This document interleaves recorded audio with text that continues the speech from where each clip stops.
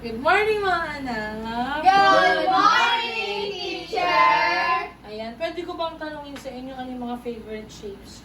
Square top. Square, heart, triangle, circle, Rectangle. o rectangle. Ngayon, sino nakakaalam ng mga puzzle sa inyo? Sino nakakapag-create ng Opo. puzzle? Gagawa tayo ngayon ng mga images na kukopyahin natin dito. Tapos, may gagamitin tayo. Ito yung ituturo ni teacher. Ito yung pattern blocks. Ano tawag dito?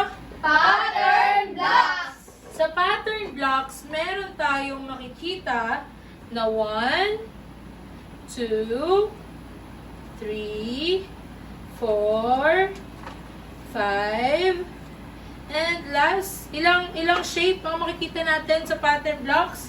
6. Okay. Unahin natin dito. Ang tawag dito ay hexagon. Ilan ang sides ng hexagon? Pwede mong bilangin, ate?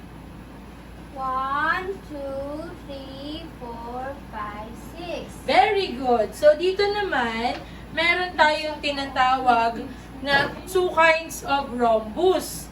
Etong rhombus at ang narrow rhombus. Pansinin nyo, para silang magkaparehas, pero itong isa mas napayat.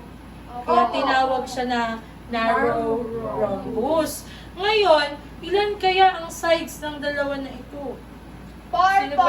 Ayan, ilan? 4. 4. Ngayon naman, dito tayo sa favorite na halos lahat. Alam niyo na to, what is this? Square po. Square. Ang square ay may 4 Sides. Yun naman, dito tayo sa ilang sides lang. Ano tawag sa shape na to? Pizza. O, pizza. Triangle. Ilang sides meron sa triangle? 3 po. 3. Dito naman tayo. Ang tawag dito ay Bubong ng bahay. bubong ng bahay. Ang tawag dito ay trapezoid. Ang trapezoid ay may ilang sides. Pwede ba pakibilang? Neris? 1, 2, 3, 4 po. 4 din, di ba? Very good. Ngayon, meron akong ibibigay sa inyo ng mga pictures. Andyan may airplane, may flower, meron din tayong mga car. Si Jiro gustong-gusto ko yung car. Gusto ko po Yung fish. O, yung fish kay Ate Miros. Dragonfly. Sino may gusto? O, Ako pa ayun. sa butterfly. O, butterfly. Yung iba naman ay Space shuttle. Space shuttle. Yung iba ay, eto, baka may gusto na ito.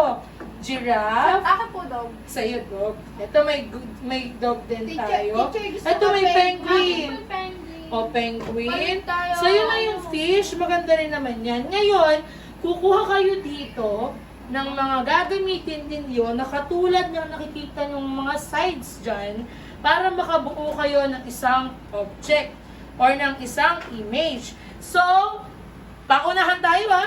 Okay, Paunahan. teacher. Dapat kaparehas. So, nandun sa may picture na hawak ninyo. Hihiyaw ng yes, ako po.